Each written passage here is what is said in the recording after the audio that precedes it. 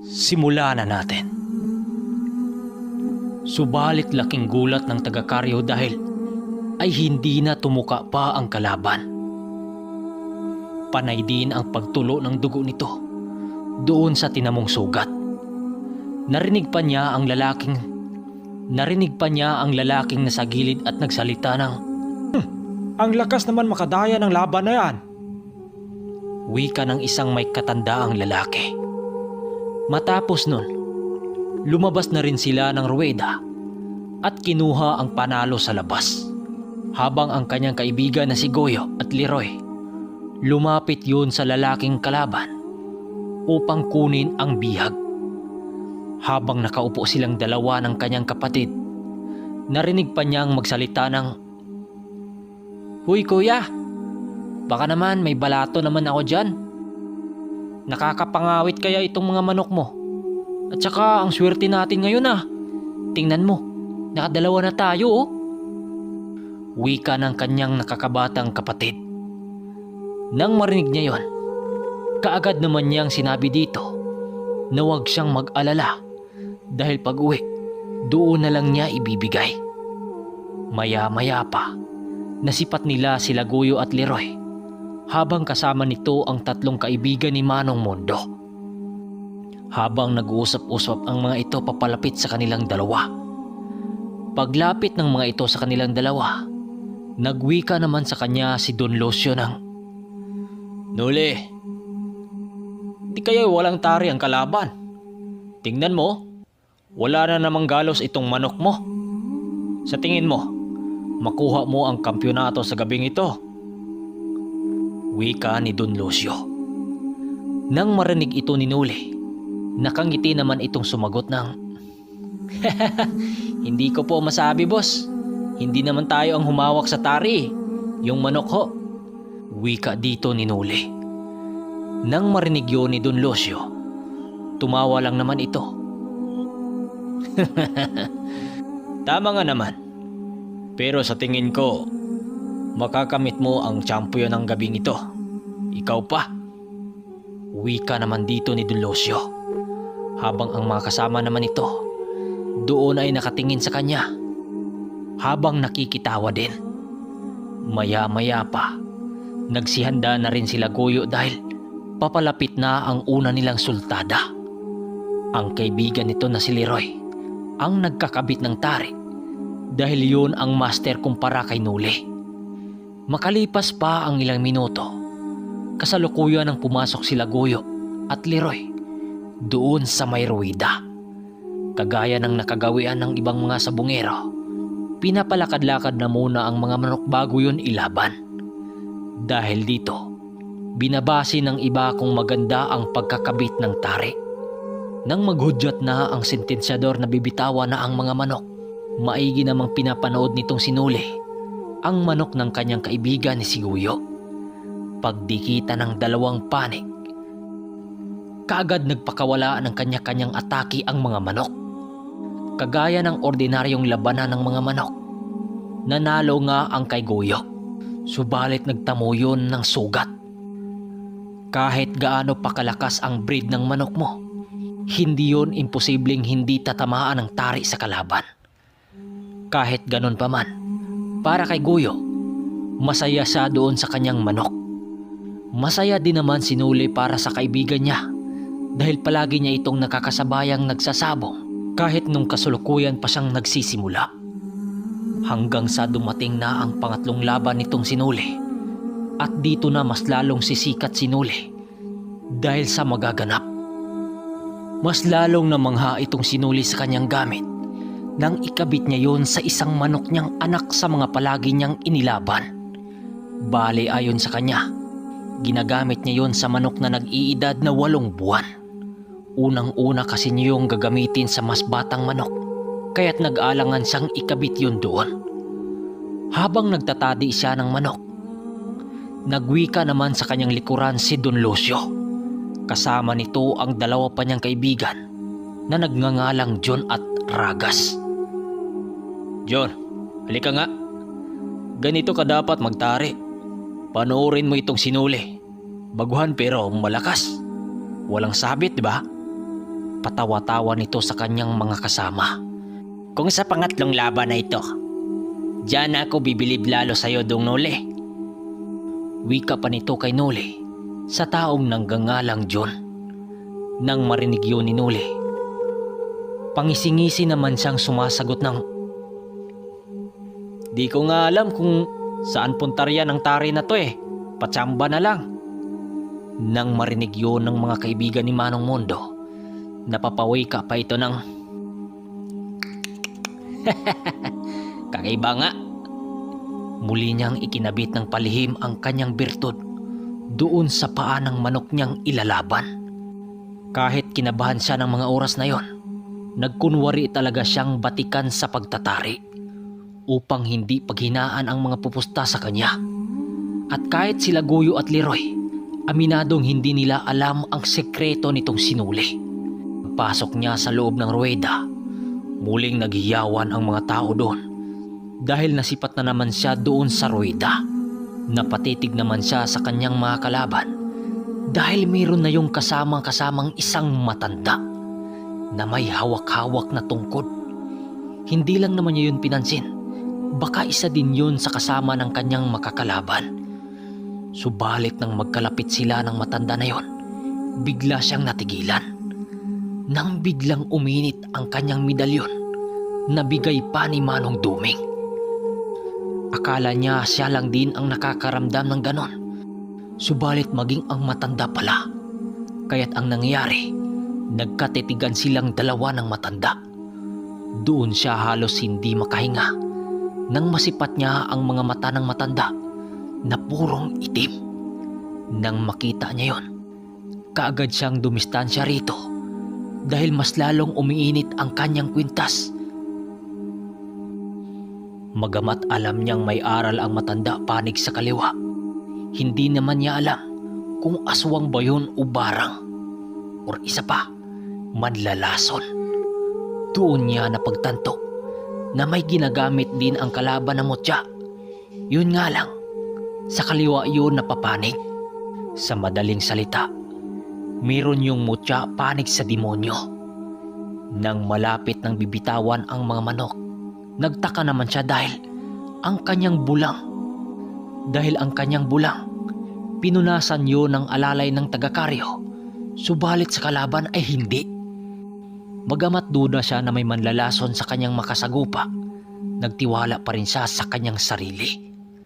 Ano naman ang magagawa ng lason kung hindi yun makakatama sa kanyang manok? Nang bibitawan na ang mga manok, nasipat niya ang kalaban na bahagyang ngumingising nakatingin sa kanya. Pagsangkaan ng mga manok, bigla naman siyang natigilan nang maghiwalay ang dalawang manok ng distansya. Di ba kapag nagsalpukan ang mga manok, tuloy-tuloy ang laban? Pero sa pagkakataon na yon, nagkadistansyahan ang mga manok at para bang nagpakiramdaman yon sa isa't isa. Tinaboy-taboy pa yon ng taga-karyo upang magsalpukan muli.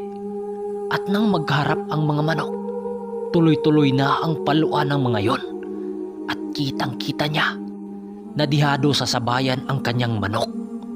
Subalit bigla namang nakakaramdam ng hilo itong sinuli nang marinig niya sa kanyang isipan ang boses ng ermitanyong nag-usal sa isang dialektong hindi niya maintindihan. Boses yun ni Ermitanyong Duming. Habang napasandal siya sa ruweda, nasipat naman siya ni Goyo kaya't nilapitan siya nito. "Par, okay ka lang ba? Para kang inaantok dyan ah." Wika nito sa kanya. Nang medyo maalimasmasan na siya, nakita niya ang matandang nanlilisik ang mga matang nakatitig sa kanya. At kasabay nito, ang pagsisigawan ng mga tao dahil tinamaan ang tali ng tari sa kalaban upang magre-resulta yung kumalasyon sa paa ng manok. Dahil sa nangyari, wala ng kalaban-laban ang katunggali nito at pinaulanan yun ng palo ng manok ni Noli. Siyang dahilan para mangisa yon. Dahil sa nangyari, biglang pumasok ang tatlong kaibigan ni Manong Mondo, kabilang na dito si Goyo at Leroy, habang ang kanyang kapatid naman parang baliw yung nagsisigaw sa labas dahil nga nakuha ni Nuli ang kampyonato sa derby. Dahil sa kanyang pagkapanalo, kaya tinanghal itong sinuli sa paderbing yon na isang beast breeder ng mga manok dahil tila babato ang katawan ng kanyang manok. Dahil sa 3 laban niya, ni isa walang galos yon. Bukod sa breeder siya ng mga manok, pinarangalan din siya bilang the best gaffing o mabangis na tagatade dahil siya lang din ang nagkakabit ng tari sa kanyang ilalabang manok.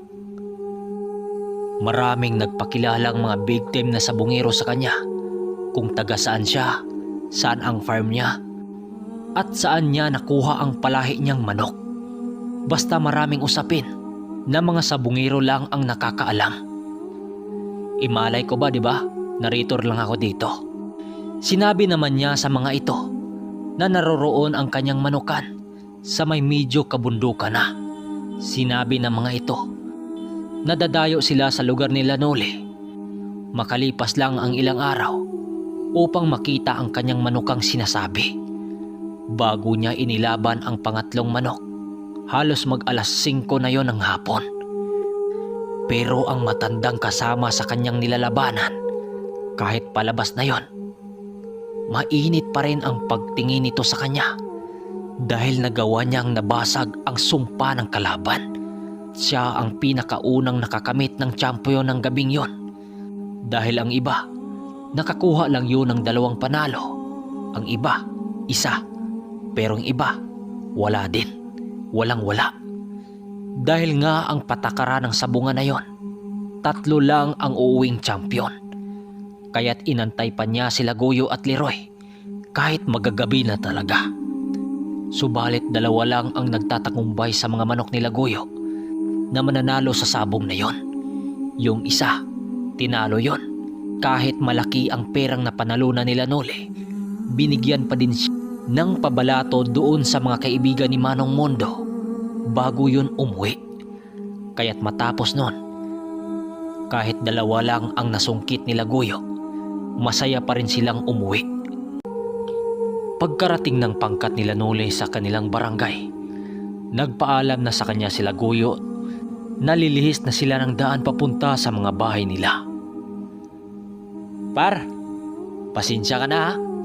Di ka na namin masamahan sa bahay nyo. Kasi alam mo naman, magluluto din kami sa bihag namin. Pero wag kang mag-alala par, mamaya pupunta kami sa bahay nyo. Magdadala kami ng tuba at pulutan. Pamaalam ni Goyo at Leroy sa kanya. Walang problema yan par, malapit lang naman dito ang bahay namin. Basta mamaya ha, punta ka sa amin. Sagot naman niya dito sa kanyang kaibigan. Kung kaya't matapos nun, nagkanya-kanya na sila ng daan habang naglalakad silang 2 ng kanyang kapatid papunta sa entradang daan ng kanilang bahay. Napangisi naman siya ng bahagya nang maramdaman niya ang presensya ng ermitanyo. Hindi nga siya nagkamali dahil nasipat niya ang ermitanyo sa kanilang kubong tinatambayan. Kasama na nito ang kanyang ama habang kausap ang 2. Kaagad silang lumapit doon at bumati ng magandang gabi sa ermitanyo at sa kanyang ama. Magandang gabi din sa iyo, iho. Kamusta naman ang lakad nyo? Hindi ka ba nausog doon? Pabirong wika sa kanya ni Manong Duming. Okay naman Manong. At saka may dala kaming bihag dyan eh. Sagot naman niya rito. Nang marinig yun ng kanyang ama at ng ermitanyo, biglang inilapag ni Mayok ang sako niyang daladala na may lamang manok. Pagtingin doon ni Manong Duming, napawika ito ng, Aba, sineswerte yata itong anak mo, Luisito. 3 bihag na naman ho. Dala nila. Matanong kita Noli, saan ba kayo dumayo ng tigbakay? Hindi pa man nakasagot itong sinuli, kaagad nang sinabi ni Mayok nang sumali kami sa derby tay at nag-champion nga si Kuya eh. Nang marinig yun ng kanyang ama, nanlaki ang mga mata nito Dahil hindi basta-basta ang pumasok sa pasugalan na yon. Dahil mga mayayamang hasindiro lang ang kadalasang papasok doon. Nang marinig yun ng kanilang ama, napawi kayo ng, Noli, huwag kang basta-bastang pumunta doon. At sana hindi ka napasama sa mga sindikato doon. Tandaan mo yan. Wikang pag-alala ng kanyang ama dahil tila ba imposible yun para sa kanya na mananalo sa derbe. Dahil sa sinabi ng kanyang ama, mismong si Manong Duming ang nagpatunay na may taglay na kakayahan itong sinuli na may tanging swerte sa sabong lang. Dahil sa paliwanag ng ermitanyo, doon na kumalma ang kanyang ama at sinabing lulutuin na lang niya ang manok. Manong, kamusta na ho pala kayo sa bundok? Medyo matagal rin tayong hindi nagkikita. Tanong niya sa ermitanyo. Okay lang naman, Nole. Pasensya ka na. Madalang na lang akong makababa dito. Wika naman ang ermitanyo. Ayon kay Manong Duming, kaya madalang na lang siyang makababa ng bundok dahil sa meron itong kasalukuyang sinasanay na disipulo para maging tagasunod ng kanyang mga yapak. Ayon pa sa ermitanyo, kung hindi lang pinili nitong sinuli na mamuhay ng normal, siya ang gagawing disipulo nito para maipasa ang lahat ng aral na alam ng ermitanyo na yon. Nang marinig yun ni Noli, nakaramdam naman siya ng konting kirot sa kanyang puso dahil sa pagtanggi niya noon sa alok nito sa kanya. Subalit minaninindigan talaga nitong sinuli na ayaw niya sa ganong buhay. Nang marinig ng ermitanyo ang kanyang mga sinasabi, nagwika naman sa kanya ito ng, Huwag kang malungkot, Nole. Alam ko ang nararamdaman mo bilang tao. Hindi porke na hindi mo tinanggap ang mga alok ko sa'yo ay magbabago na rin ang tingin ko sa'yo. Kaya nga kita ginagabayan upang kahit umunlad ka man sa buhay, mananatili ka pa rin mapagkumbaba sa kapwa at may respeto sa kapwa-tao. Sana hindi magbago ang ugali mo, Nole, sa mga panahon pang lilipas. Huwag mo rin kalimutang tumulong sa mga taong labis na nangangailangan kung may sobra man. Tandaan mo, Nole, sa mundong ginagalawa natin ngayon ay patuloy itong umiikot. Kaya't posibleng pagising mo bukas, ikaw naman ang nasa baba. Pangangaral ng ermitanyo sa kanya. Nang medyo napapaiyak na itong sinuli, biglang nag-iba ng kwento ang matanda. Tama na nga yung drama. Wika ni Manong Duming sa kanya. Maya-maya pa, habang nag-uusap pa silang dalawa, tinawag naman sila ng ama ni Noli doon sa mismong bahay nila. Tinawag sila ng kanyang ama upang kumain ng hapunan. Yun nga, nasa kubo sila nagkwentuhan, di ba? Pagkatapos kumain nila Noli at ng pamilya niya, may sinabi ang kanyang ama patungkol sa kanyang manukan. Nang lumabas siya ng kanyang bahay, nagwika sa kanya ang kanyang ama ng, Noli, ayusin mo nga bukas yung koral ng mga manukan mo. Kanina may nakita kong itim na asong umaligid sa labas ng manukan mo. Baka ligaw na aso yan at pagdiskitahan pa yung mga alaga mo. Kukuha ka na yata ng tauhan mo para maging alalay mo sa mga alaga mo. Kaya mo namang mapasahod ang mga yan eh. Maraming bumili sa mga bagong labas mong palahi kanina. Wika sa kanya ng kanyang ama. Nang marinig niya yon, sinabi naman niya rito na pag-isipan na muna niya. Hindi kasi biro ang mag-alaga ng mga manok na 2 hektarya dahil kailangan mo yung tutukan ng araw-araw. Kung hindi pa siya tinulungan ng kanyang mga kapatid, malamang hindi niya yon kinaya. Habang tumambay sila Noli at Manong Duming sa may kubong walang dingding, doon sa gitna ng kanyang manukan, nasipat nila sila Guyo at Leroy na may kasamang isa pang lalaking kababaryo niya na nagngangalang Romel, na isa ding nag-alaga ng mga manok na panglaban din doon sa kanilang baryo. Nang makalapit na yun sa kanyang kubo, Nasipat nila ang dala nitong tuba habang may dalang pulutan. Subalit biglang natigilan ang mga ito nang makita nila si Manong Duming na kasama ni Nuli doon. Oy par, tuloy kayo. Oo nga pala si Manong Duming, kaibigan ni Itay na nakatira doon sa bundok. Bungad na wika ni Nuli sa mga ito dahil tila ba nabigla din sila Goyo dahil una kasi nilang nakita ang matanda maliban lang sa nagngangalang Romel. Dahil nakita na nito si Manong Duming na sumali sa subukan ng abilidad. Oy, magandang gabi sa'yo, Manong. Pasensya na ho. Una ko kasi kayong nakita dito eh. Wika dito ni Goyo. Huwag kayong matakot, iho. Magandang gabi din sa inyo. Mukhang masarap yata yung dala nyo ah. Tuba ba yan? Wika ni Manong Duming sa mga barkada ni Nuli. Kaya't hindi kalaunan, naging komportable na ang mga ito dito sa matanda na si Manong Duming. Panay lang naman ang kanilang kwentuhan doon sa mga nangyari sa lakad nila Nuli doon sa derbe. Hanggang sa sinabi ng kaibigan nila Goyo na si Romel na putok raw ang pangalan ni Nuli sa kanilang lugar dahil nag-champion ang kanyang mga manok noong araw na yon. Ayon pa dito, may mga nagtatanong din sa kanila kung saan daw nakatira ang nagngangalang Nuli dahil dadayo ang mga ito upang bibili ng kanyang mga palahing manok. Sinabi lang naman ni Nuli na ayos lang sa kanya kung dadayo ang mga yon sa kanya dahil na rin sa mga bili ni Manong Duming na huwag pagdadamutan ang mga yon dahil baka dumating sa puntong baka nakawin ang kanyang mga alaga. Akala kasi talaga ng mga nakilala sa kanya ay maganda ang lahi ng kanyang manok.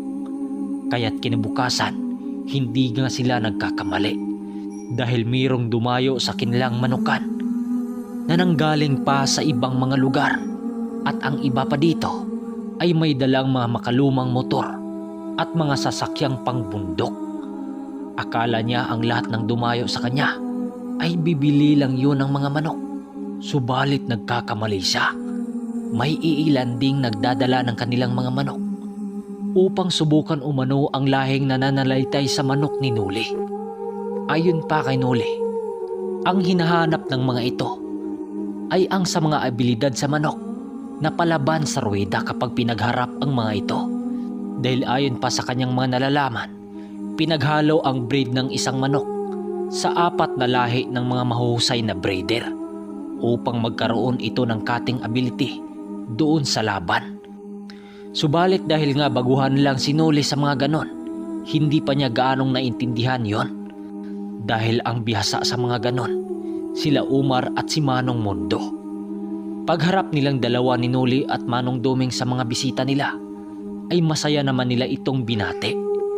Paglapit ng mga ito sa kanilang dalawa, kaagad nagtanong ang mga yon ng, "Magandang araw sa inyo mga Ginoo. Kayo ho ba ang nangangalang Nuli?" Tanong ng isang lalaking medyo may kalakihan ang katawan. Nang marinig ito ni Nuli, sinagot naman niya ito ng, Ako nga ho. Bakit? Anong kailangan nyo?" Sagot niyang malumanay na boses dito. Naparito kami upang makilala kayo Nuli. Kagaya mo, isa din kaming breeder sa silangan ng Bacolod. Tunog na tunog ang pangalan nyo Nuli sa mga sabungan. Kaya't naririto kami upang makakuha ng palahi sa inyo. Nabalitaan kasi naming magagaling daw ang mga manok mo. Nang marinig ito ni Nuli, napatingin naman sa kay Manong Duming at maya-maya pa, nagsilapitan naman sa kanila ang iba pang mga kasama nito. May dala itong mga manok nang siyang ipinagtaka nila Nuli. Kadalasan kasi sa pumunta sa kanya para bibili, ay bibili lang talaga yun at walang dalang manok.